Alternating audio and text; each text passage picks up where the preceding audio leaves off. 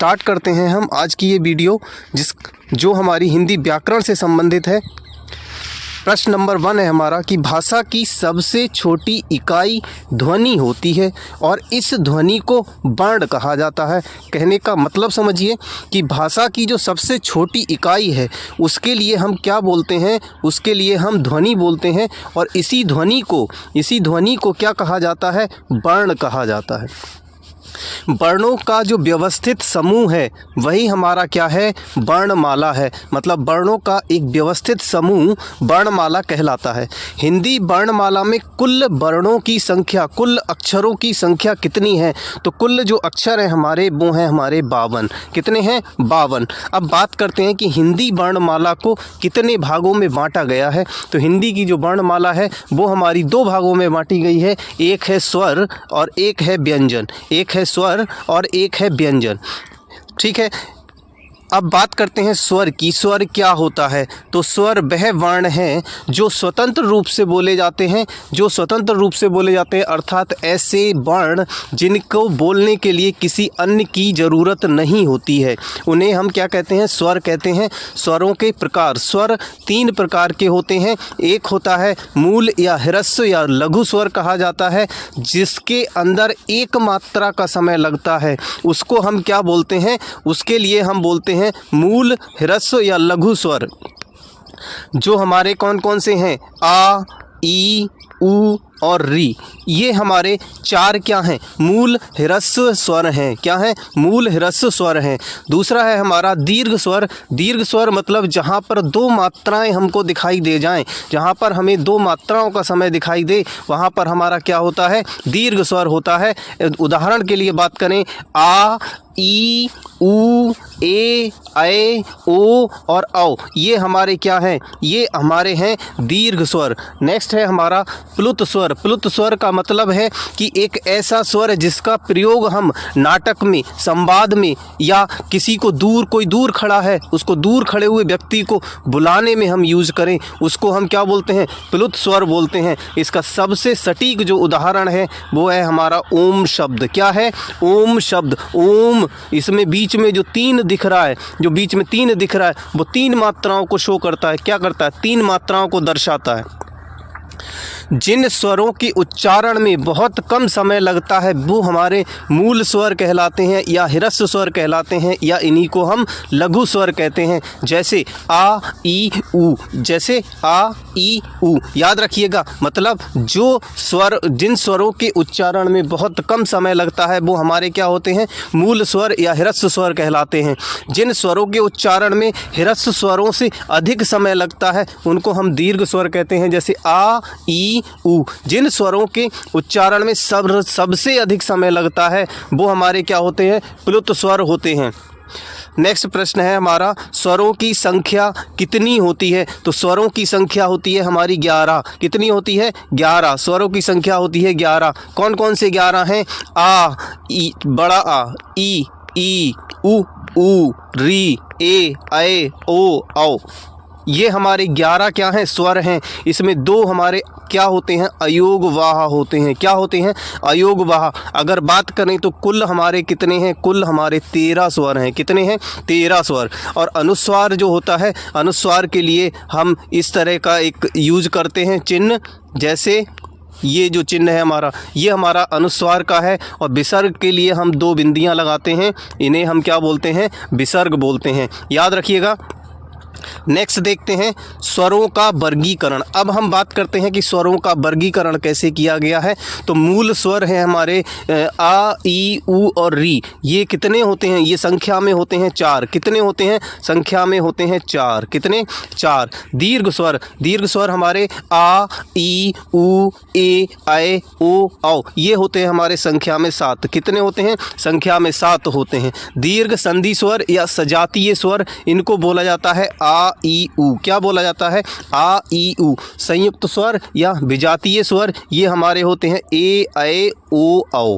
ये हमारे क्या हैं, संयुक्त स्वर या विजातीय स्वर हैं। इनकी संख्या कितनी होती है, 4 होती है। और दीर्घ स्वर या सजातीय स्वर की संख्या कितनी होती है, इनकी संख्या होती है 3। कितनी होती है, 3। नेक्स्ट आगे देखते हैं संयुक्त स्वर संयुक्त स्वर या स्वरों का निर्माण, संयुक्त स्वर या स्वरों का निर्माण कैसे होता है? तो इनका निर्माण होता है, अगर हम बात करें ए की, तो ए के निर्माण के लिए हमें क्या चाहिए? आ और ई को जब हम मिला देते हैं तब हमारा क्या बन जाता है? ए बन जाता है। और जब हम आ और ए को मिलाते हैं तो हमारा क्या बन जाता है? ए बन जाता है। जब हम आ और ऊ को मिलाते हैं तो हमारा क्या बनता है? ओ बनता है। और जब हम आ और ओ को मिलाते हैं तो हमारा क्या बनता है? औ बनता है। याद रखिएगा। नेक्स्ट है स्वरों का,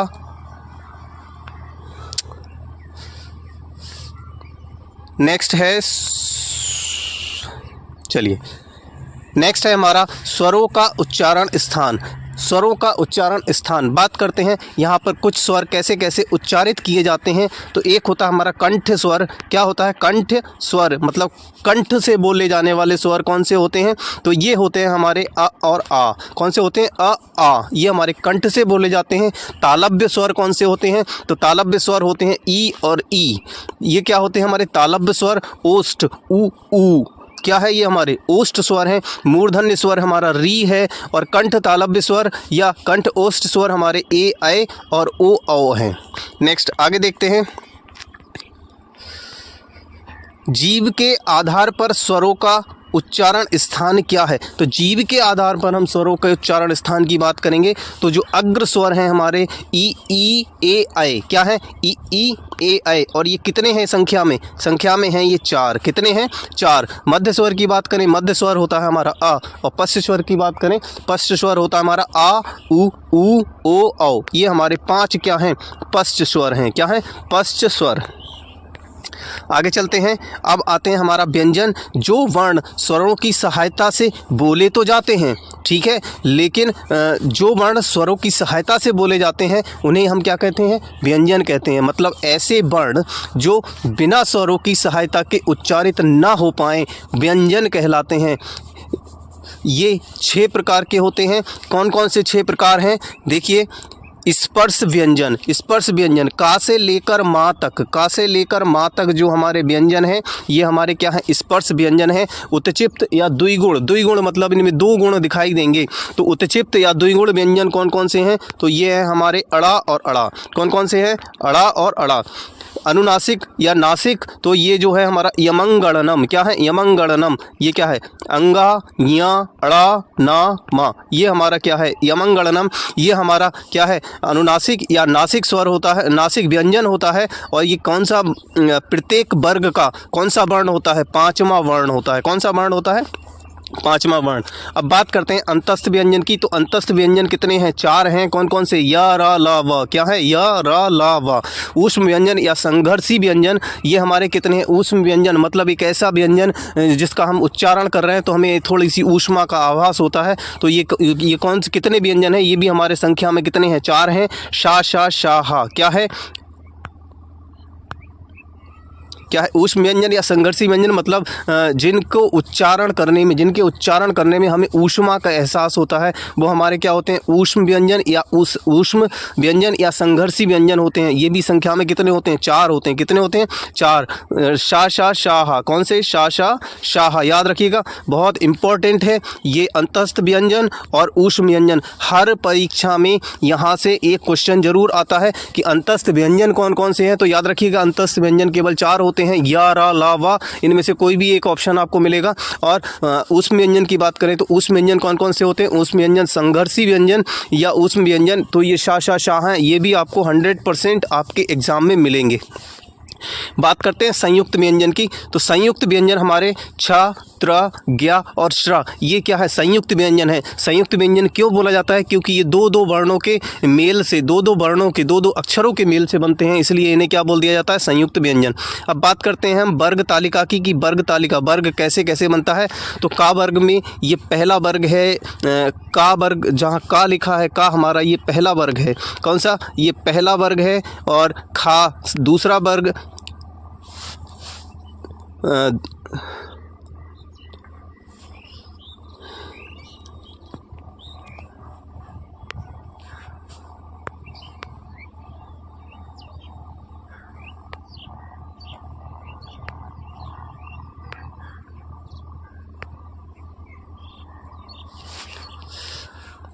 चलिए आइए देखते हैं अब वर्ग तालिका के अनुसार वर्ग जो वर्ण हैं उनका कैसे कैसे उनका रखरखाव किया जाता है, कैसे उनको रखा जाता है। तो का वर्ग है, का वर्ग के अंदर जो पहला हमारा जो वर्ग है उसमें का आता है, चा आता है, टा आता है, ठीक है। आगे और भी हैं, टा आता है, ता आता है, पा आता है, ठीक है। तो हम इसको एक तरीका बना सकते हैं, हम इसको बोल सकते हैं कचट तप। ये लिखा हुआ है, देखिए क्या है, इसको हम बोल सकते हैं कचट तप। क्या बोल सकते हैं? कचट तप। इसको हम कचट तप बोल सकते हैं। और इसी के आधार पर हम का से कंठ, चा से चा का मतलब फिर यहाँ पर हो जाएगा तालु, और टा का मतलब हो जाएगा मूर्धा, और ता का मतलब हो जाएगा तालव्य, और ता का मतलब हो जाएगा दंत, और पा का मतलब हो जाएगा ओष्ठ। मतलब काबर को अगर हमें उच्चारित करना है, अगर हमको बोलना है तो हम किससे बोलेंगे? कंठ से बोलेंगे। किससे बोलेंगे? कंठ से। अगर हमें चा वर्ग को उच्चारित करना है तो पूरा चा वर्ग हमारा चा छा जा झा यहाँ, ये हमारा किससे बोला जाएगा? तालव्य से बोला जाएगा। अगर हम टा वर्ग की बात करें तो ये हमारा मूर्धा से बोला जाएगा। अगर ता वर्ग की बात करें तो ये दंत से बोला जाएगा। पा वर्ग की बात करें तो ये हमारा किससे? ओष्ठ से बोला जाएगा। किससे बोला जाएगा? ओष्ठ से। आगे चलते हैं, देखिए अब आता है अल्प प्राण। तो ऐसा कौन सा व्यंजन है, ऐसा कौन सा वर्ण है जिसको हम अल्प प्राण बोलते हैं? तो प्रत्येक वर्ग का पहला, तीसरा और पांचवा जो अक्षर है या पांचवा जो वर्ण है, मतलब प्रत्येक वर्ग का पहला, तीसरा और पांचवा जो वर्ण है वो हमारा क्या होता है? अल्प प्राण होता है। महाप्राण प्रत्येक वर्ग का दूसरा और चौथा वर्ण, कौन सा दूसरा और चौथा वर्ण क्या कहलाता है? महाप्राण कहलाता है। सघोष की बात करें, प्रत्येक वर्ग का एक पहला और दूसरा वर्ग अघोष होता है। अघोष की बात कर रहे हैं तो अघोष में पहला और दूसरा जो वर्ण है, मतलब प्रत्येक वर्ग का पहला वर्ण और दूसरा वर्ण जो होता है वो हमारा क्या होता है? अघोष होता है। सघोष की बात करें तो अब बचे हुए जो भी हैं हमारे 3, 4, 5 बचे हैं, देखो 1, 2 मतलब 5 वर्ण बताए थे, 5 वर्ग बताए थे। 5 वर्ग में पहला वर्ग और दूसरा वर्ग हो गया तो बचे 3, 4, 5, यानी कि 3, 4, 5 जो वर्ग हैं वो हमारे क्या हैं? सघोष वर्ण हैं। कैसे हैं? सघोष वर्ण हैं।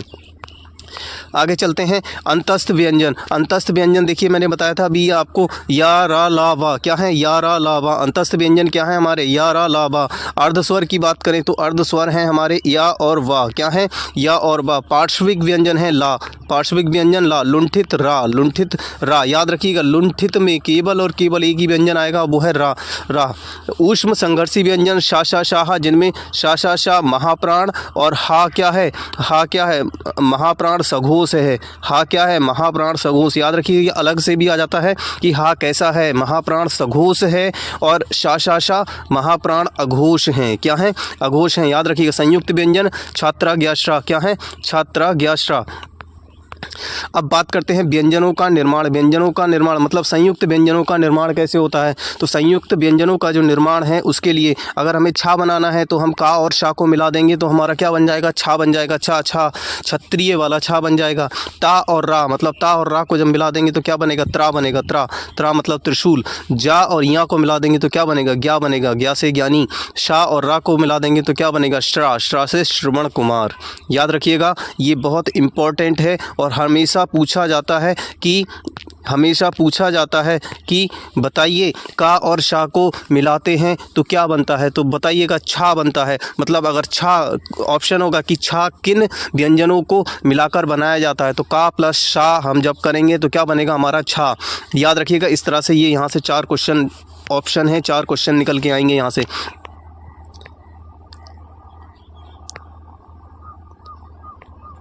नेक्स्ट देखते हैं वर्णमाला एक नज़र में। क्या है? वर्णमाला एक नज़र में। स्टार्ट करते हैं। स्वरों की संख्या कितनी है? तो याद रखिएगा जो स्वर हैं हमारे, स्वरों की संख्या कितनी मानी गई है? 11 मानी गई है। अयोगभाव स्वर कौन कौन से हैं? 2 हैं अयोगभाव स्वर। कौन कौन से हैं? अंग और आहा। कौन कौन से हैं? अंग और आहा। कुल स्वरों की संख्या कितनी है? तो कुल स्वरों की अगर संख्या की बात की जाए तो याद रखिएगा 13 लिखना है। कोई अगर क्वेश्चन आता है स्वरों की संख्या कितनी है तब हमें मेंशन करना है 11। कितना? 11। अगर पूछ रहा है कुल स्वरों की संख्या कितनी है तब हमें मेंशन करना है 13। याद रखिएगा गड़बड़ नहीं करना है। स्पर्शी व्यंजनों की संख्या कितनी है? स्पर्शी व्यंजनों की संख्या है 25। कितनी है? 25। का से लेकर माँ तक। का से माँ तक। क्या है? का से माँ तक। ये हमारे क्या है? स्पर्श व्यंजन है। क्या है? स्पर्श व्यंजन। द्विगुण व्यंजनों की संख्या कितनी है? तो द्विगुण व्यंजनों की संख्या कितनी है? 2 है। कितनी है? 2। कौन कौन से? एक अड़ा है और एक अड़ा है, यानी कि ये दोनों हमारे क्या हैं? द्विगुण व्यंजन हैं। अंतस्थ व्यंजनों की संख्या कितनी है? अंतस्थ व्यंजनों की संख्या होती है 4। कितनी होती है? 4। कौन कौन से होते हैं अंतस्थ व्यंजन? या, रा, ला और बा। कौन कौन से होते हैं? या, रा, ला, बा। ऊष्म व्यंजनों की संख्या कितनी है? ऊष्म व्यंजन भी हमारे कितने होते हैं? 4 होते हैं। शा, शा, शा और सा, हा, ये हमारे 4 क्या होते हैं? ऊष्म व्यंजन होते हैं। याद रखिएगा, शा, शा, शा, हा, ये क्या है? ये ऊष्म व्यंजन है, याद रखिएगा।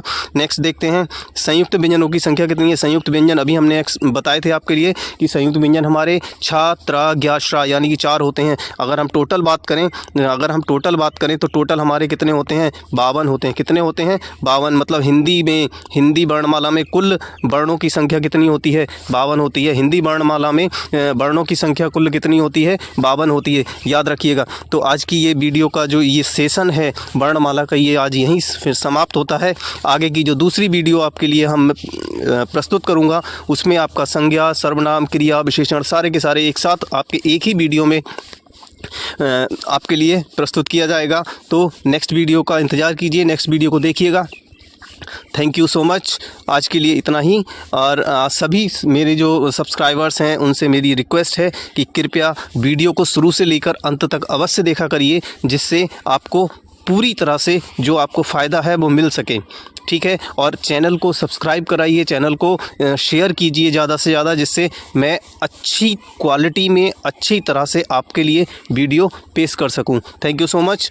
हैं संधि। संधि है क्या? अगर हम बात करें संधि तो दो सार्थक वर्णों के मेल को क्या कहते हैं? संधि कहते हैं। ऐसा नहीं है कि हम कोई से उल्टे सीधे 2 वर्णों को मिला दें और संधि हो जाएगी, नहीं, ऐसा नहीं है। अगर जब तक दो सार्थक शब्द नहीं मिलेंगे तब तक संधि नहीं होगी। तो 2 सार्थक शब्दों के मेल को क्या कहते हैं? मेल से होने वाला जो परिवर्तन होता है, 2 सार्थक शब्दों के मेल से जो होने वाला परिवर्तन होता है, उस परिवर्तन को क्या कहते हैं? संधि कहते हैं। उदाहरण के लिए हम बात करते हैं, जैसे विद्या है, एक शब्द है विद्या, इसका एक अपना मीनिंग है, और एक शब्द है अर्थी। इन दोनों को जब हमने मिला दिया तो यहाँ पर जो संधि हुई वो क्या बनी? हमारी विद्यार्थी। क्या बनी? विद्यार्थी। याद रखिएगा। दूसरा है शिक्षा प्लस अर्थी, यानी कि शिक्षा और अर्थी को हमने जब मिक्स करा, तो जब हमने मिलाया तो हमारे पास क्या बना? शिक्षार्थी बना। आगे चलते हैं, संधि के प्रकार या भेद। तो संधि हमारी क्या है? संधि कितने प्रकार की होती है? तो संधि 3 प्रकार की होती है। एक होती है स्वर संधि, एक होती है व्यंजन संधि, और एक होती है विसर्ग संधि। याद रखिएगा, संधि कितने प्रकार की होती है? संधि 3 प्रकार की होती है। संधि स्वर संधि, व्यंजन संधि और विसर्ग संधि। स्टार्ट करते हैं हम अब स्वर संधि के लिए। तो स्वर संधि, स्वर के बाद स्वर, अर्थात मतलब सीधी सी बात है भाई कि अगर स्वर के बाद कोई स्वर अर्थात 2 स्वरों का मेल हो जाए या 2 स्वरों के मेल से कोई परिवर्तन हो जाए तो वहां पर कौन सी संधि आएगी? वहां पर स्वर संधि आएगी। मतलब स्वर के बाद स्वर का मेल जब होता है तो जो संधि बनती है वो कौन सी संधि बनती है? स्वर संधि बनती है। याद रखिएगा। स्वर संधि के भेद, स्वर संधि के भेद, स्वर संधि के 5 भेद होते हैं। कितने? 5 भेद होते हैं। कौन कौन से होते हैं? दीर्घ संधि, गुण संधि, वृद्धि संधि, यण संधि और अयादि संधि। कितने? 5 भेद होते हैं। दीर्घ संधि, गुण संधि, वृद्धि संधि और यण संधि और अयादि संधि। ये 5 संधियां होती हैं जो स्वर संधि कहलाती हैं। स्वर संधि दीर्घ संधि में आ, ई, उ ये मिलेगा। दीर्घ संधि में आ, ई, उ मिलेगा। गुण संधि में ए, ओ, री, ए, ओ, री। मतलब अगर दूसरा या जो तीसरा अक्षर है, अगर दूसरा या तीसरा अक्षर है, छोटी सी ट्रिक है, याद रखिएगा। अगर दूसरे या तीसरे अक्षर पर ए, आई, ओ या री की मात्रा दिखाई दे जाए, मतलब दूसरे या तीसरे अक्षर पर ए, ओ या री की मात्रा दिखाई दे जाए, तो वहां पर हम कौन सी संधि लगाएंगे? गुण संधि लगाएंगे। याद रखिएगा। वृद्धि संधि, अगर दूसरे या तीसरे अक्षर पर ए या औ की मात्रा दिखाई दे जाए तो वहां पर हम वृद्धि संधि लगाएंगे। क्या लगाएंगे? वृद्धि संधि। मतलब अब बात करते हैं यण संधि की। यण संधि या और बा से पहले आधे अक्षर हैं, मतलब अगर या और बा से पहले कोई आधा अक्षर दिखाई दे जाए तब वहां पर कौन सी संधि होगी? यण संधि होगी। अभी आगे डिस्कस करेंगे कि कैसे होगी। अयादि संधि, यदि 3 अक्षरों के बीच या वा हो तब अयादि संधि होगी। मतलब या और बा अगर दिखाई दे जाए किसी संधि में तो वहां पर कौन सी संधि होगी? अयादि संधि होगी। चलिए देखते हैं आगे इनके उदाहरण क्या हैं। बात करते हैं हम दीर्घ संधि की। दीर्घ संधि की बात करते हैं दीर्घ संधि की। दीर्घ संधि, यदि अ, आ, ई, उ के बाद समान स्वर आ जाए तो दोनों को मिलाकर दीर्घ कर दिया जाता है। देखिए कैसे दीर्घ किया जाता है, आ और आ, इन दोनों को मिला के हमने कर दिया आ, बड़ा हो गया। फिर आ और आ यानी कि समान स्वर है और बड़ा कर दिया, आ और आ समान स्वर है उसको बड़ा कर दिया। यानी कि जब समान स्वर आ जाए तो दोनों को मिला के अगर हम बड़ा कर देते हैं तो वहाँ पर कौन सी संधि हो जाती है, दीर्घ संधि हो जाती है। याद रखिएगा। आइए देखते हैं इसके एग्जाम्पल। देखिए शिक्षार्थी, अब यहाँ पर क्या आ रहा है, आ, शिक्षा प्लस आ यानी कि शिक्षा, इन दोनों को मिला के क्या कर दिया हमने, बड़ा कर दिया, यानी कि क्या बना हमारा, शिक्षार्थी बना। ठीक ऐसे ही विद्यार्थी है, ऐसे ही शिवालय है, ऐसे ही महात्मा है, ऐसे ही परमात्मा है, ठीक ऐसे ही परमार्थ है, ऐसे ही रामायण है। अगर हम अपवाद की बात करें तो इसमें कुछ अपवाद भी हैं। अपवाद कौन कौन से हैं, अपवाद की बात करते हैं। अपवाद कौन कौन से हैं, अपवाद है सत्याग्रह, सत्याग्रह, दैत्यरी, दैत्यरी। अब यहाँ पर ये अपवाद इसलिए हैं क्योंकि यहाँ पर ये बात कर रहे थे हम समान स्वरों की, यानी कि यहाँ स्वरों की जगह ये या है, ये क्या है, ये व्यंजन है, यह व्यंजन है, लेकिन ये क्या है, ये व्यंजन होने के बाद भी कहाँ चले जाएंगे, दीर्घ संधि में चले जाएंगे। कहाँ चले जाएंगे, दीर्घ संधि में, इसीलिए इनको क्या बोला गया, अपवाद बोला गया। ई और ई क्या बना, बड़ा हो गया, दीर्घ हो गया। ई और ई फिर से दीर्घ हो गया, ई और ई इनको मिला दिया, दीर्घ हो गया। इनके उदाहरण देखते हैं, हरीश, हरी, ई और ई यानी कि ये छोटी ई और बड़ी ई दोनों को मिला दिया, क्या बन गया, हरीश बन गया। रविंद्र, ठीक ऐसे ही रविंद्र, ग्रीश, कपीश, रबीश, ये हमारे क्या हैं, द्वितीय नियम के अकॉर्डिंग क्या हो गए, द्वितीय नियम के अनुसार क्या हो गए, हमारे दीर्घ संधि में चले गए। आगे चलते हैं,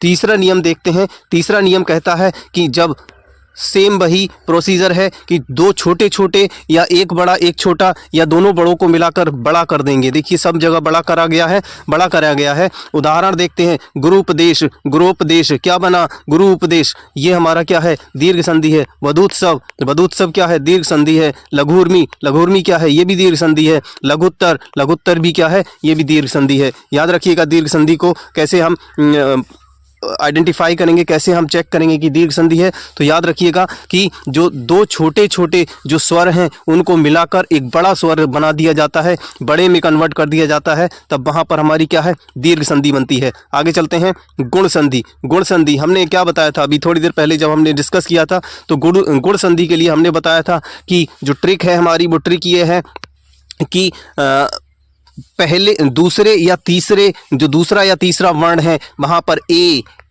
ओ या री की मात्रा दिखाई देगी। क्या दिखाई देगी, ए, ओ या री, री मतलब अर, अर, अर। अगर हमको ये दिखाई देगा तो वहाँ पर हम क्या करेंगे, वहाँ पर हमारी कौन सी संधि होगी, गुण संधि होगी। याद रखिएगा। स्टार्ट करते हैं गुण संधि। एग्जाम्पल लेके चलते हैं अब जरा कि ए का नियम, अगर ए है, ए बन रहा है तो ए का नियम कैसे है, देखो आ प्लस ई, आ प्लस ई। तो यहाँ पर देखो दूसरे वाला जो वर्ण है उसके ऊपर ए की मात्रा पहुंची, इसका मतलब इसमें क्या हो गया, हमारी गुण संधि हो गई। महेंद्र, सुरेश, नरेश, कमलेश, राकेश, रमेश, ये सब हमारे क्या हैं, गुण संधि के उदाहरण हैं, क्योंकि जो मात्रा पहुंच रही है वो दूसरे वर्ण पर या तीसरे वर्ण पर पहुंच रही है। किस पे पहुंच रही है, तीसरे वर्ण पर, दूसरे वर्ण पर या तीसरे वर्ण पर मात्रा पहुंच रही है, इसका मतलब क्या है, ये गुण संधि बनेगा। आगे चलते हैं, ओ का नियम। ओ का नियम सेम वही, दूसरे या तीसरे पर मात्रा पहुंचेगी, दूसरे या तीसरे पर मात्रा पहुंचेगी, मतलब महोदय, परोपकार, सूर्योदय, जलोर्मी, महोत्सव, चंद्रोदय, ये हमारे क्या हैं, सब गुण संधि के उदाहरण हैं। अब बात करते हैं अर का नियम। अर, सप्तर्षि, सप्तर्षि मतलब जहां पर अर शब्द का, जहां पर अर उच्चारित हो जाए, जहां पर अर मिल जाए, वहां समझ लेना कि गुण संधि है। क्या है, गुण संधि। सप्तर्षि, सप्तर्षि, महर्षि, अर्षि आ रहा है, देवर्षि, अर्षि, ब्रह्मर्षि, अर्षि, सब जगह अर्षि आ रहा है। जहाँ पर अर आ रहा है मतलब अर जहाँ पर मिल जाएगा, जहाँ पर अर मिल जाएगा वहाँ पर गुण संधि होगी। कौन सी संधि होगी, गुण संधि होगी। आगे चलते हैं वृद्धि संधि। आगे चलते हैं वृद्धि संधि। यदि आ और आ के बाद ए, ऐ, ओ, औ स्वर आए तो इन दोनों को मिलाकर क्रमशः क्या कर दिया जाता है, ऐ या औ कर दिया जाता है। क्या कर दिया जाता है, ऐ या औ, मतलब छोटा है या बड़ा है तो उसको सबसे बड़े में कन्वर्ट कर दिया जाएगा। यदि एक मात्रा से दो मात्राएं हो जाएं तो वृद्धि संधि होगी। मतलब याद रखिएगा, छोटा सा एक ट्रिक है, छोटी सी ट्रिक है। वृद्धि संधि कब होगी? जब एक मात्रा से कितनी मात्राएं हो जाएंगी? दो मात्राएं हो जाएंगी, तब वहां पर क्या हो जाएगा? वृद्धि संधि हो जाएगा। चलिए देखते हैं ये वाली मात्रा का नियम। सदैव, तथैव, एकैक, ये सब हमारे क्या हैं? वृद्धि संधि के उदाहरण हैं। क्या है? वृद्धि संधि के उदाहरण है। सदैव, तथैव, एकैक, ये क्या है? वृद्धि संधि के उदाहरण हैं। चलिए आगे देखते हैं। मतैक्य, ऐश्वर्यम, रमेश्वर्य, महेश्वर्यम, ये सब क्या है हमारे? ये सब हमारे दीर्घ संधि के उदाहरण हैं। किसके? वृद्धि संधि के। वृद्धि संधि के उदाहरण है। किसके? वृद्धि संधि के उदाहरण हैं। आगे चलते हैं। औ की मात्रा का नियम, जहाँ पर एक मात्रा से डबल मात्रा हो जाए वहाँ पर हम क्या करेंगे? वहाँ पर हम क्या करेंगे? वहाँ पर हमारा वृद्धि संधि होगा। वनौषध, परमौषध, परमौषध, महोजस, ये देखिए सब में दूसरे या तीसरे वर्ण पर क्या है? डबल मात्रा हो रही है और यहाँ पर क्या बनेगा? ये वृद्धि संधि बनेगा। अयादि संधि, अगर तीन अक्षरों के बीच में या व वा हो तब वहाँ पर कौन सी संधि होगी? अयादि संधि होगी। इसके लिए एक ट्रिक है। देखिए ट्रिक क्या है। तीन अक्षर बोले गए, यानी कि एक पहला अक्षर होगा और एक तीसरा अक्षर होगा। इन तीनों अक्षरों के बीच में जो दूसरा अक्षर होगा हमारा, वो क्या होगा? या तो या होगा या वा होगा। तब वहाँ पर हम कौन सी संधि लिखेंगे? 100% याद रखिएगा, वहाँ पर अयादि संधि ही होगी। या तो या आएगा या वा आएगा। आगे चलते हैं।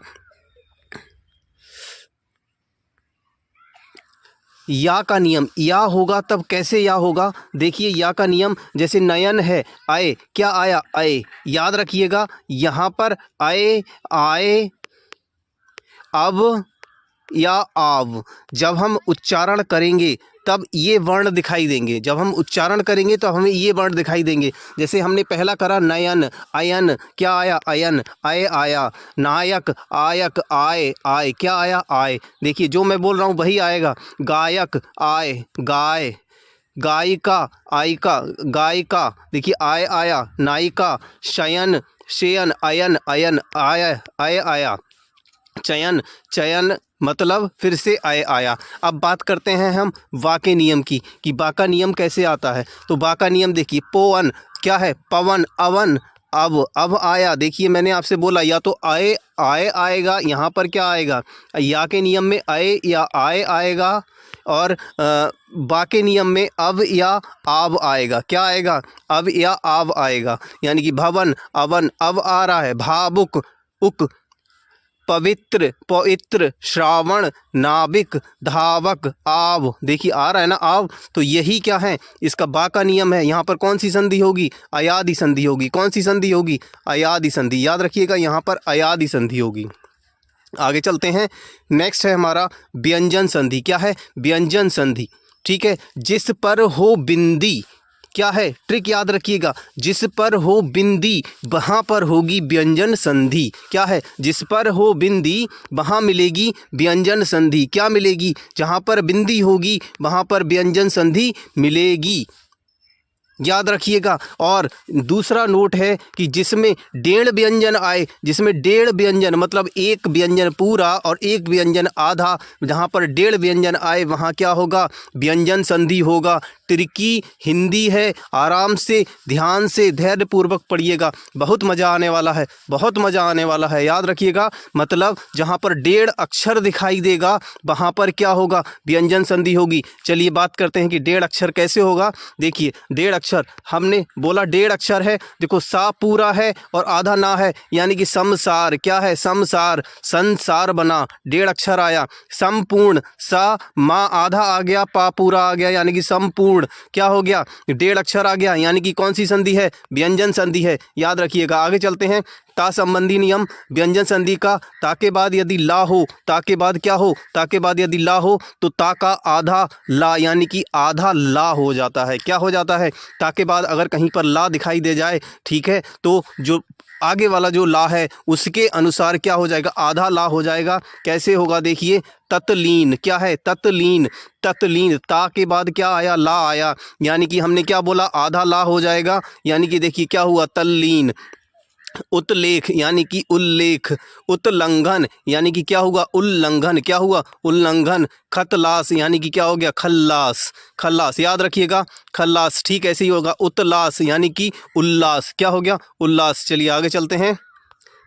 ता के बाद यदि चा और छा आ जाए तो ता का आधा चा यानी कि चा हो जाएगा। ता के बाद क्या आ जाता है, चा आ जाता है, तो ठीक जो चा है, चा के ठीक पहले वाला आधा चा बन जाएगा। देखिए कैसे बनता है, उच्चारण, ता के बाद क्या आया, चा आया, यानी कि क्या बनेगा, उच्चारण। सतचरित्र, ता है, ता के बाद क्या आया, चा, तो क्या बनेगा, सच्चरित्र। आगे चलते हैं, आगे चलते हैं। ता के बाद यदि जा या झा हो तो ता का आधा जा यानी कि ता का आधा जो जा है वो क्या हो जाएगा, आधा हो जाएगा, आधा हो जाएगा। देखिए सतजन, ता और जा, ता और जा, तो क्या हो गया, सज्जन। उज्जैन यानी कि उज्जैन, उज्ज्वल यानी कि उज्ज्वल, उज्झटिका यानी कि उज्झटिका। आगे चलते हैं। ता के बाद यदि हा हो तो ता का दा हो जाएगा और हा का धा हो जाएगा। क्या हो जाएगा, यदि ता के बाद हा आ जाता है तो हा आएगा तो ता का दा हो जाएगा और जो हा है उसका आधा धा हो जाएगा। देखिए उत्हार, क्या है, उत्हार, उत्हार का क्या हुआ, उद्धार, क्या हो गया, उद्धार। ततहित, ततहित, ततहित का क्या हो गया, तद्वित, तद्वित। दा और धा, ता और दा और धा हो जाएगा। उत्हित यानी कि उद्धित, क्या हो गया, उद्धित। आगे चलते हैं। छा संबंधी नियम, छा से पहले कोई लघु स्वर आ जाए तो छा से पहले आधा चा यानी चा जोड़ देते हैं। क्या जोड़ देते हैं, आधा चा। क्या आ रहा है, क्या आ रहा है, लघु स्वर, क्या आ रहा है, लघु स्वर। बात करते हैं अनु, अनु, उ, ये आ रहा है उ, तो उ क्या है, अनु, अनु में क्या आ रहा है, अनु में आ रहा है उ, और उ क्या है, लघु स्वर है। और जब लघु स्वर आएगा तो क्या कर देंगे, आधा चा जोड़ देंगे। क्या जोड़ देंगे, आधा चा, तो क्या बनेगा, अनुच्छेद। विच्छेद, ई आ रहा है, ई लघु स्वर आ रहा है तो क्या बनेगा, विच्छेद। क्या होगा, परिच्छेद, ई फिर से लघु स्वर आया यानी कि क्या बनेगा, परिच्छेद। स्वच्छेद यानी कि फिर से क्या आया, वह क्या आया, स्वच्छेद यानी कि लघु स्वर आ रहा है इसलिए क्या बन गया, चा बन गया। क्या बन गया, चा बन गया। वर्ग के पहले वर्ण का पांचवें वर्ण में बदलाव कैसे किया जाता है, ठीक है, तो स्टार्ट करते हैं। कैसे होता है, यदि किसी वर्ग का पहला वर्ण का, चा, टा, ता, पा का मेल किसी अनुनासिक अर्थात पांचवें वर्ण से होता है तो वर्ग का पहला वर्ग अपने ही वर्ग का पांचवें वर्ण में बदल जाता है। किस में बदल जाता है, पांचवें वर्ण में बदल जाता है। जैसे का है, का पांचवा वर्ण क्या होता है, अंगा होता है। चा है, चा का पांचवा वर्ण क्या होता है, या होता है। टा है, टा का पांचवा वर्ण क्या होता है, अड़ा होता है। ता है, ता का पांचवा वर्ण क्या होता है, ना है। पा वर्ग का पांचवा वर्ण क्या है, माँ है। याद रखिएगा। तो ये क्या है, कचट तप का जो मेल जब किसी अनुनासिक के साथ होता है तो पांचवें वर्ग का जो पांचवा वर्ण है उसमें बदल जाता है। ये परिवर्तन कैसे होगा, ये परिवर्तन कैसे होगा, ये परिवर्तन कैसे होगा, का किस में बदलेगा, का बदलेगा हमारा अंगा में, और चा बदलेगा या में, टा बदलेगा अणा में, ता बदलेगा ना में, पा बदलेगा माँ में। ठीक है, चलिए उदाहरण देखते हैं। उदाहरण क्या है, उदाहरण देखते हैं इसका। तत्मय, तत्मय, ता आया, ठीक है, तो ता का पंचमा अक्षर क्या है, ना है, तो क्या बन गया, तन्मय। उत्मुख, उन्मुख। जगतनाथ, जगन्नाथ। चित्तमय, चित्तमय, चित्तमय यानी कि चिन्मय। बाकमय यानी कि बांगमय, बांगमय। यहाँ दोनों वर्ण कैसे हैं, अनुनासिक हैं। कैसे हैं, कैसे हैं, अनुनासिक हैं। आगे चलते हैं। नियम, वर्ण के पहले वर्ण का तीसरे वर्ण में परिवर्तन कैसे होता है, ठीक है, तो कचट तप का मेल किसी स्वर या तीसरे चौथे वर्ण से हो, याराला वामे हो, तो क्या होगा, याराला वामे से किसी एक वर्ण से हो जाता है तो वर्ग का पहला वर्ण अपने ही वर्ग के, कौन से, अपने ही वर्ग के तीसरे वर्ण में, किसमें, अपने ही वर्ग के तीसरे वर्ण में बदल जाता है। किसमें बदलता है, तीसरे वर्ण में। कैसे बदलता है, देखिए परिवर्तन। अपना ही वर्ण है मतलब का वर्ग का तीसरा वर्ण गा, चा वर्ग का तीसरा वर्ण जा, टा वर्ग का तीसरा वर्ण डा, ता वर्ग का दा, पा वर्ग का वा। तो ये क्या है, ये बदल रहा है। अब देखिए कैसे बदल रहा है, उदाहरण देखते हैं। उदाहरण सतगुण ता है, ता का तीसरा वर्ण क्या है, दा, यानी कि सतगुण क्या बना, सदगुण बना। भगवत गीता तो ता है, ता का क्या हो जाएगा, भगवद गीता। उत्देश्य यानी कि उद्देश्य। दिग्विजय यानी कि दिग्विजय। कब्ज यानी कि क्या बनेगा, कब्ज बनेगा। दिग्गज यानी कि दिग्गज बनेगा। दिगंत। बागीश यानी कि बागीश बनेगा। याद रखिएगा। आगे चलते हैं। विसर्ग संधि। विसर्ग के बाद स्वर या व्यंजन आने से जो परिवर्तन होता है, विसर्ग के बाद स्वर आएगा या व्यंजन आएगा, क्या आएगा, स्वर आएगा या व्यंजन आएगा, उसके आने से जो भी परिवर्तन होगा उसे विसर्ग संधि कहते हैं। क्या कहते हैं, विसर्ग संधि कहते हैं। यदि विसर्ग से पहले आ और आ को छोड़कर कोई भिन्न स्वर आता है तो बाद में आ ई उ अथवा 3 4 5वां वर्ण आए, ये पढ़िएगा। उदाहरण देखते हैं इसका। आशीर्वाद, आशीदनबाद, विसर्ग आ गया। निहबल, निर्बल, दुहबल, दुर्बल, निविकार, निर्विकार, निधन, निर्धन, निआशा, निराशा, निउत्तर, निरुत्तर, निउद्देश्य, निरुद्देश्य, निवाचन, निर्वाचन। याद रखिएगा। ये यदि आधे आधे श हो तो विसर्ग संधि होगी। ये याद रखिएगा, बहुत इंपॉर्टेंट ट्रिक है कि कहीं पर अगर हमको आधा अक्षर मिल जाए, ठीक है, तो आधा अक्षर जहाँ मिलेगा वहाँ कौन सी संधि होगी, विसर्ग संधि होगी। याद रखिएगा, आधा अक्षर जहाँ मिलेगा वहाँ विसर्ग संधि होगी। याद रखिएगा। चलिए स्टार्ट करते हैं एक नया टॉपिक, संज्ञा। संज्ञा, पहले अगर हम बात करें परिभाषा की, तो परिभाषा क्या है, किसी प्राणी, वस्तु, स्थान तथा भाव के नाम को क्या कहा जाता है, संज्ञा कहा जाता है। मतलब कोई एक प्राणी है, वस्तु है, स्थान है या कोई भाव है, उसके नाम को क्या कहते हैं, संज्ञा कहते हैं। अब बात करते हैं कि व्युत्पत्ति के आधार पर, मतलब उत्पन्न कैसे हुई, व्युत्पत्ति के आधार पर संज्ञा कितने प्रकार की होती है। तो व्युत्पत्ति के आधार पर संज्ञा के जो प्रकार हैं वो कितने हैं, 3 प्रकार हैं। व्यक्तिवाचक संज्ञा, जातिवाचक संज्ञा और भाववाचक संज्ञा। याद रखिएगा, क्वेश्चन अगर आता है कि व्युत्पत्ति के आधार पर संज्ञा कितने प्रकार की होती है, तो व्युत्पत्ति के आधार पर संज्ञा 3 प्रकार की होती है। व्यक्तिवाचक संज्ञा, जातिवाचक संज्ञा और भाववाचक संज्ञा। आगे चलते हैं। अर्थ के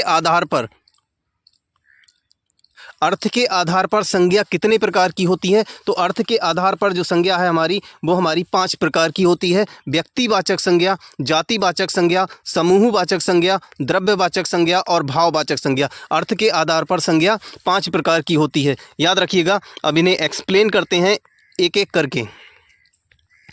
सबसे पहले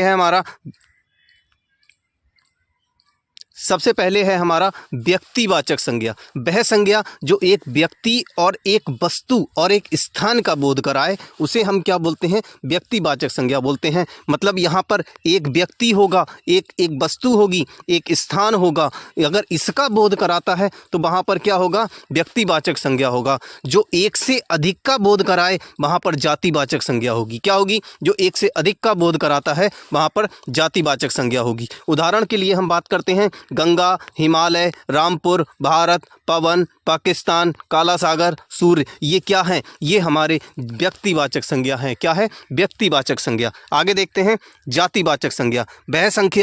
वह संज्ञा जो एक जाति वर्ग के बारे में बोध कराता है। किसके बारे में बोध कराता है, एक जाति वर्ग के बारे में, किसके बारे में, जाति वर्ग के बारे में बोध कराता है, उसे क्या बोलते हैं, जातिवाचक संज्ञा। यहाँ पर जितने भी पद नाम हैं SDM, DM, उपसभापति, सभापति, BDO, इंस्पेक्टर, जितने भी हैं ये पदनाम, ये सारे के सारे हमारे किस में आते हैं, जातिवाचक संज्ञा में आते हैं। व्यवसाय के नाम की बात करें तो डॉक्टर है, वकील है, शिक्षक है, मोची है, ठेकेदार है, ये हमारे क्या हैं, सब जातिवाचक संज्ञा हैं। संबंधों के नाम पापा, दादा, दादी, चाचा, चाची, ताऊ, ताई, बुआ, फूफा आदि, ये सब क्या हैं हमारे, ये सब हमारे जातिवाचक संज्ञा हैं। अगर हम प्राकृतिक आपदा की बात करें तो प्राकृतिक आपदा में आंधी, तूफान, वर्षा, ज्वालामुखी, भूकंप, ये सब हमारे क्या हैं, ये जातिवाचक संज्ञा हैं। फर्नीचर का नाम जितने होते हैं, स्टूल है, कुर्सी है, मेज है, ये हमारे जातिवाचक संज्ञा हैं। क्या है, जातिवाचक संज्ञा। आगे चलते हैं।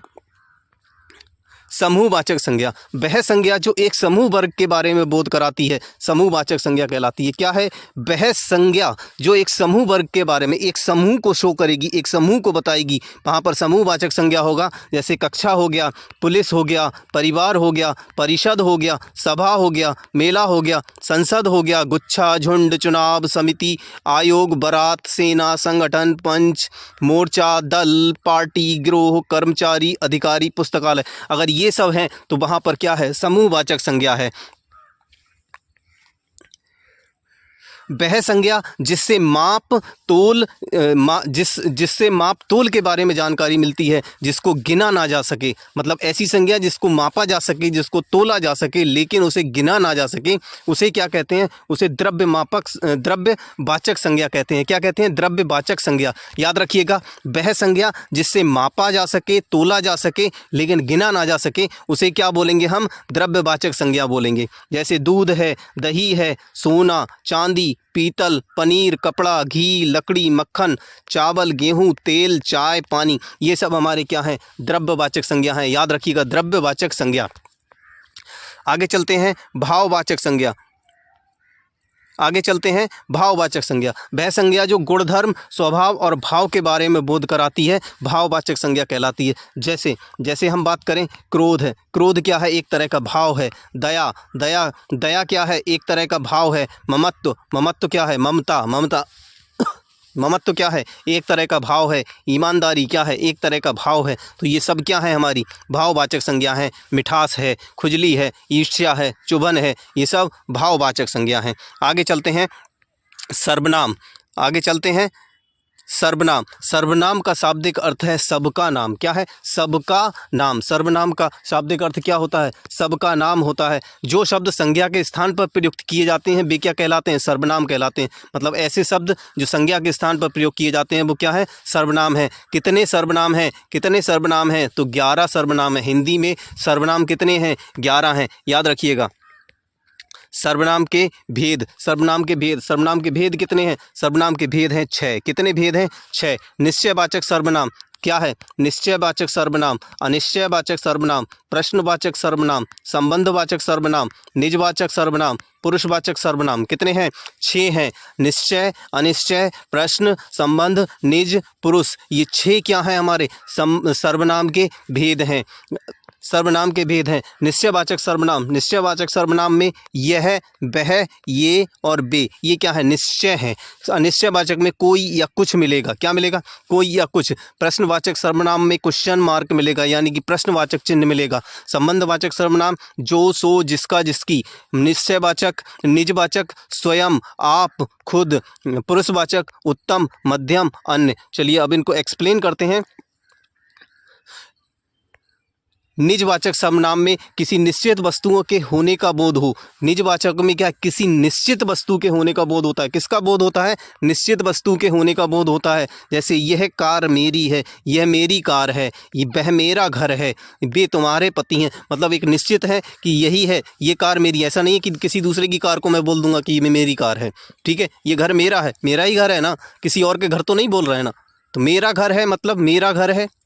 तो यहाँ पर क्या है? एक निश्चित वस्तु के बारे में बोध हो रहा है, तो क्या हो गया? ये निश्चयवाचक सर्वनाम हो गया। आगे चलते हैं अनिश्चयवाचक सर्वनाम। जिन सर्वनामों में किसी निश्चित वस्तु के होने का बोध ना हो, जहाँ पर कोई निश्चित ना पता चले कि कौन क्या हो रहा है, ठीक है, तो वहाँ पर क्या है? अनिश्चयवाचक सर्वनाम है। क्या है? अनिश्चयवाचक सर्वनाम। निश्चय नहीं हो रहा है। उदाहरण के लिए बात करें, चने में कोई गिर गया, चने में कुछ गिर गया, मतलब चना है, चने को हम बना रहे हैं, चने को खा रहे हैं, तो अचानक क्या हुआ? उसमें कुछ गिर गया, कुछ गिरा है, क्या गिरा है पता नहीं।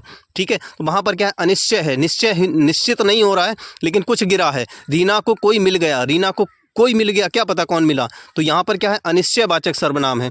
आगे चलते हैं। जिन वाक्यों में किसी प्रकार का प्रश्न पूछने या करने का बोध होता है वह प्रश्नवाचक सर्वनाम कहलाता है। मतलब जहाँ पर क्या, क्यों, कब, कहाँ, कैसे ये शब्द आएंगे, जहाँ क्वेश्चन पूछा जाएगा, जहाँ प्रश्न पूछा जाएगा, वहाँ पर क्या है? प्रश्नवाचक सर्वनाम होगा। क्या होगा? प्रश्नवाचक सर्वनाम होगा। जैसे क्या खा रहे हो, क्या खा रहे हो, उत्तर निकल के आएगा ना, क्या खा रहे हो, कि हम सेब खा रहे हैं, हम फल खा रहे हैं। ठीक है, कहाँ जा रहे हो, कहाँ जा रहे हो, बाजार जा रहे हो, घूमने जा रहे हो, खेलने जा रहे हो, टहलने जा रहे हो, कहाँ जा रहे हो। तो वहाँ पर क्या है? प्रश्नवाचक सर्वनाम है। संबंधवाचक सर्वनाम, जिन सर्वनामों में किसी के संबंध होने का बोध हो, किसी का संबंध हो, ठीक है, किसी का संबंध जहाँ पर प्रस्तुत हो वहाँ पर क्या है, संबंधवाचक सर्वनाम होता है। मतलब दो वाक्य हैं और दोनों वाक्य में पहला वाक्य दूसरे वाक्य पर आधारित होगा। जैसे उदाहरण के लिए हम बात करें, जिसकी लाठी, किसकी लाठी, जिसकी लाठी है उसी के पास भैंस है, किसके पास, उसी के पास भैंस है। जैसा देश है उस देश का वैसा क्या है, भेष है। मतलब जैसा देश है वहाँ के रहने वालों की जो वेशभूषा है वो भी वैसी है। तो यहाँ पर क्या है, ये संबंधवाचक है। क्या है, संबंधवाचक सर्वनाम है। निजवाचक सर्वनाम, जिन सर्वनामों में स्वयं के द्वारा किए गए कार्य का, मतलब स्वयं अपने द्वारा जो कार्य किया जा रहा है उसका बोध होता है। जहाँ पर आप, स्वयं, खुद या ये शब्द आएंगे वहाँ पर क्या होगा, हमारा निजवाचक सर्वनाम होगा। उदाहरण के लिए, आप भले तो जग भला। उदाहरण के लिए, आप भले तो जग भला। मैं आप आऊँगा, मैं अपने आप आऊँगा, तो यहाँ पर क्या है, निजवाचक सर्वनाम है। आगे चलते हैं, पुरुषवाचक सर्वनाम। आगे चलते हैं, पुरुषवाचक सर्वनाम। पुरुषवाचक सर्वनाम, उत्तम पुरुष, मैं, मेरा, मेरी, हम, हमारा, ये क्या है, उत्तम पुरुष है, उत्तम पुरुष सर्वनाम। ये क्या है, मध्यम पुरुष, अन्य पुरुष। मतलब पुरुषवाचक सर्वनाम कितने हैं, 3 हैं, उत्तम, मध्यम एंड अन्य। उत्तम पुरुष, मध्यम पुरुष और अन्य पुरुष। उत्तम पुरुष में मैं, मेरा, मेरी, हम, हमारा, हमारी आएंगे। मध्यम पुरुष में तुम, तुम्हारा, तुम्हारी, तुमसे, हमारी, तुमको, ये आएगा। और अन्य पुरुष में यह, वह, ये, वे, ये शब्द आएंगे। तो याद रखिएगा। नमस्कार दोस्तों। विशेषण, जो शब्द संज्ञा या सर्वनाम की विशेषता बताता है वह क्या है, वह विशेषण कहलाता है। विशेषण की बात करते हैं, इसमें कितने शब्द आते हैं। तो विशेषण, जो शब्द संज्ञा या सर्वनाम की विशेषता बताता है वह विशेषण कहलाता है। स्टार्ट करते हैं। विशेषण, इसमें कितने शब्द आएंगे, विशेषण आएगा, विशेष्य आएगा, प्रविशेषण आएगा, क्रिया विशेषण आएगा। तो हम बात करते हैं विशेषण की। विशेषण क्या है, जो शब्द विशेषता बताता है वह क्या है, विशेषण है। मतलब विशेषण का क्या काम है, विशेषण विशेषता बतलाएगा। विशेष, जिसकी विशेषता बताई जाती है, जिसके बारे में बताया जाता है कि उसमें कुछ विशेष है, उसे क्या कहते हैं, उसके लिए विशेष्य कहते हैं। क्या कहते हैं, विशेष्य। जो शब्द विशेषणों की विशेषता बताए, मतलब जो शब्द विशेषणों की भी विशेषता बताए, उसके लिए क्या कहते हैं हम, प्रविशेषण। क्या कहते हैं, प्रविशेषण। जो शब्द क्रिया की विशेषता बताए उसे क्या कहा जाता है, क्रिया विशेषण। याद रखिएगा, विशेषण क्या है, विशेषण वह है जो किसी शब्द की विशेषता बताता है, वो विशेषण है। विशेष्य क्या है, जिस शब्द की, जिसकी विशेषता बताई जाती है उसको विशेष्य कहते हैं। और जो प्रविशेषण है, प्रविशेषण क्या है, विशेषणों की विशेषता बताए, मतलब विशेषण की भी विशेषता बताए, उसको क्या कहते हैं, प्रविशेषण। और क्रिया विशेषण की बात करते हैं तो क्रिया विशेषण है जो शब्द क्रिया की विशेषता बताता है उसे क्या कहते हैं हम, क्रिया विशेषण कहते हैं।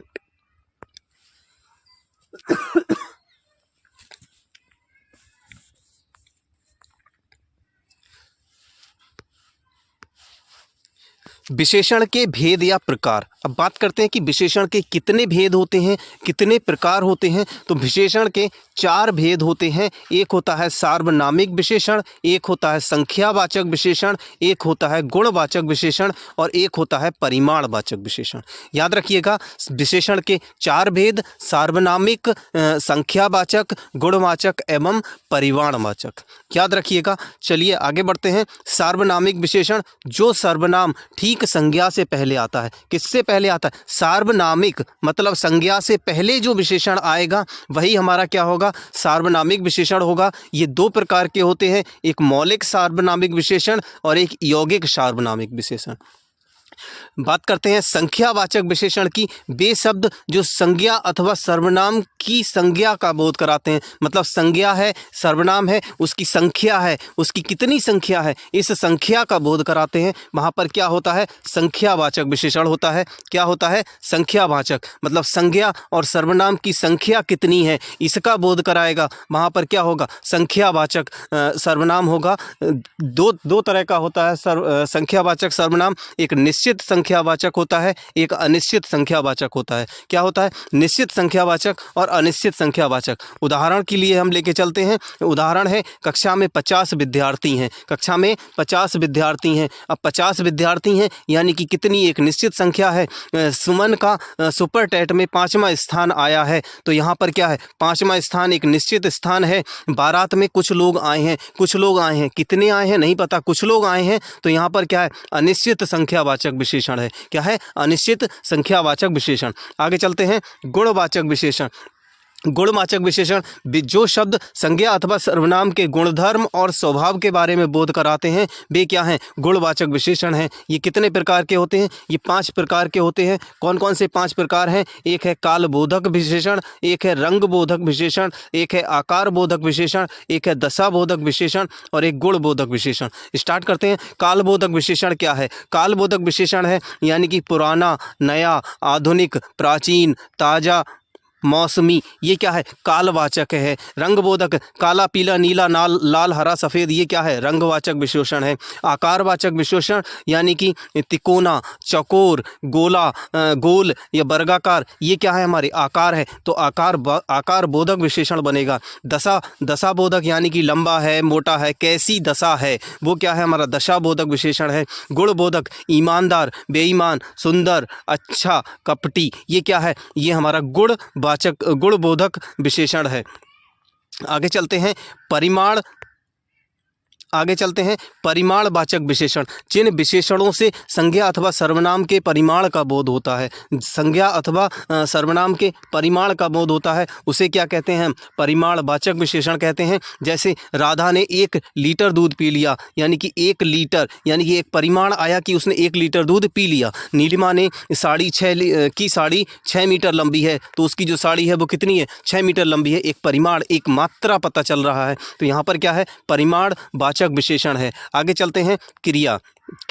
जिस शब्द से किसी काम का होना करना पाया जाए, जिस शब्द से किसी काम का करना या होना पाया जाए, वह क्या है? क्रिया कहलाती है। अब बात करते हैं, धातु को मूलतः क्रिया के मूल रूप को कहा जाता है। धातु जो है वो क्या है? क्रिया का मूल रूप होता है। अर्थात अगर हम बात करें, क्वेश्चन आए कि क्रिया के मूल रूप को क्या कहते हैं, तो क्रिया का जो मूल रूप है उसको क्या कहा जाता है? उसको धातु कहते हैं। क्या कहते हैं? धातु कहते हैं। क्रिया का मूल रूप क्या है? धातु है, धातु। अब बात करते हैं क्रिया का निर्माण। क्रिया में ना प्रत्यय क्या है? ना प्रत्यय। प्रत्यय मतलब अंत में जोड़ा जाता है और उपसर्ग मतलब पहले जोड़ा जाता है। तो क्रिया में अगर हम ना प्रत्यय जोड़ते हैं तो कौन सी क्रिया बनती है? जैसे हमने धातु ली चल, पढ़, हंस, रो, हंस, रो, तो इसमें चल में हमने प्रत्यय लगाया ना। क्या लगाया? ना। तो हमारी जो क्रिया बनी, चलना, पढ़ना, हंसना, रोना, ये क्या है? हमारी क्रिया बनी।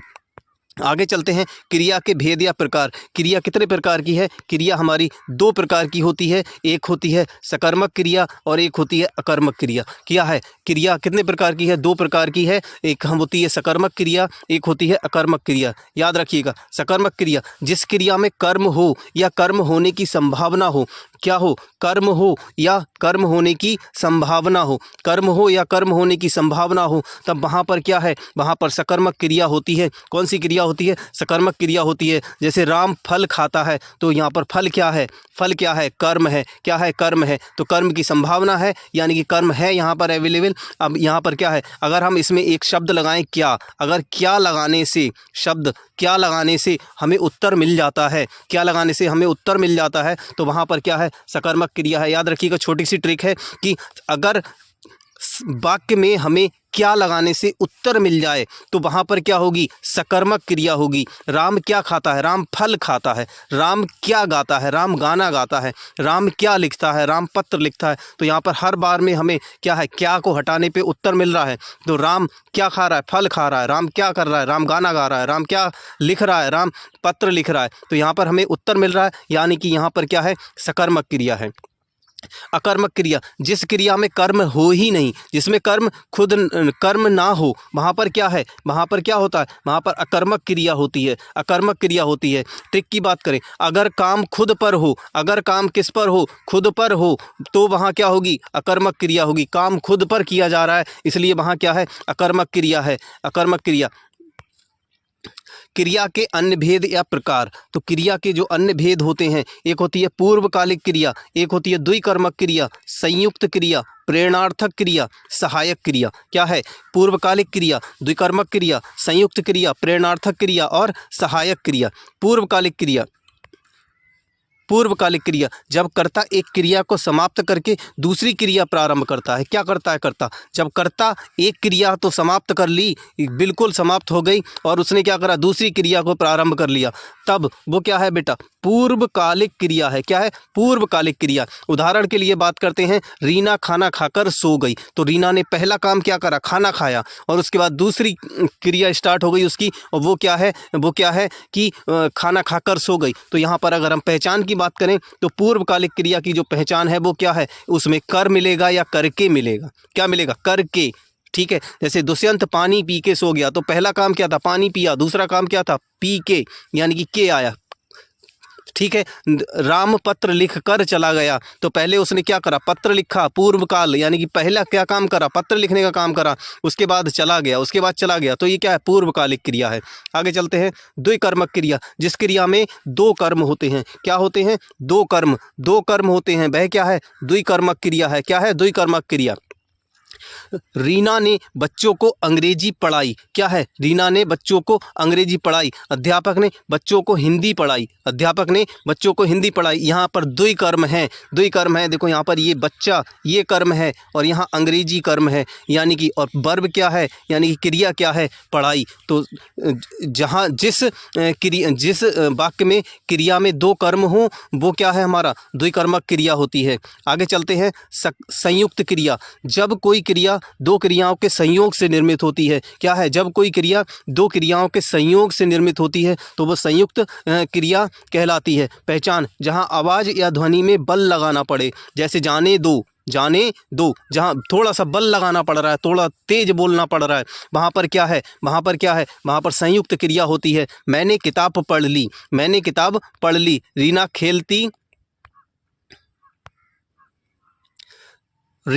खेलती कूदती रहती है। रीना क्या करती रहती है? रीना खेलती कूदती रहती है। मोहन पढ़ता लिखता रहता है। मोहन पढ़ता लिखता रहता है। देखो थोड़ा सा बल पड़ रहा है, बल पड़ रहा है, इसका मतलब क्या है? यहाँ पर क्या है? संयुक्त क्रिया है। एक साथ दो क्रियाएं का प्रयोग किया जा रहा है। क्या है? एक साथ दो क्रियाओं का प्रयोग किया जा रहा है। एक साथ दो क्रियाओं का प्रयोग किया जा रहा है। आगे चलते हैं, प्रेरणार्थक क्रिया, वे क्रियाएं जिनसे ये पता चले कि कर्ता स्वयं कार्य ना करके किसी अन्य को कार्य करने के लिए प्रेरित करता है, वो क्या है? प्रेरणार्थक क्रिया है। क्या है? प्रेरणार्थक क्रिया है। जैसे मैं आप लोगों को यहाँ पर ये सारी चीज़ें समझा रहा हूँ, तो मैं आपको एक प्रेरणा दे रहा हूँ, एक मोटिवेशन दे रहा हूँ, तो ये क्या है? प्रेरणार्थक क्रिया है। क्या है? प्रेरणार्थक क्रिया है। प्रथम प्रेरणार्थक क्रिया है आना, द्वितीय प्रेरणार्थक क्रिया है बाना, आना बाना। ठीक है, तो उदाहरण के लिए बात करें, चलाना और चलवाना। क्या है? चलाना और चलवाना। उठाना, उठना या उठवाना या उठाना। ये क्या है हमारा? धातुओं में क्या लगाएगा? आना या बाना लगेगा। जब धातु में आना या बाना लग जाएगा तब वहाँ पर कौन सी होगी? प्रेरणार्थक क्रिया होगी। क्या होगी? प्रेरणार्थक क्रिया। याद रखिएगा।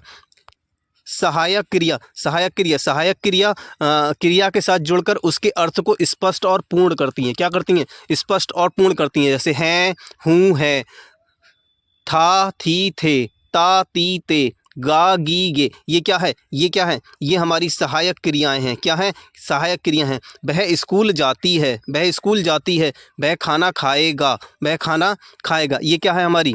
ये हमारी सहायक क्रियाएं।